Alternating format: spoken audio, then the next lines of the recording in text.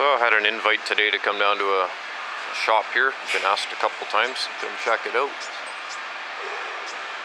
It's actually the old cypress equipment shop where they built all the cypress logging equipment, so there's a lot of history here. Currently got a late 1980s Madill 122. Just getting a full rebuild, going back logging.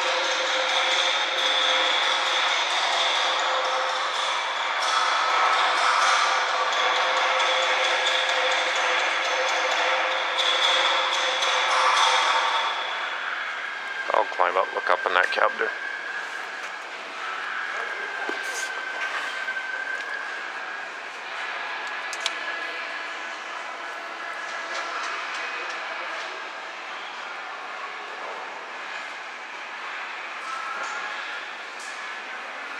This one's had a different cab put on it.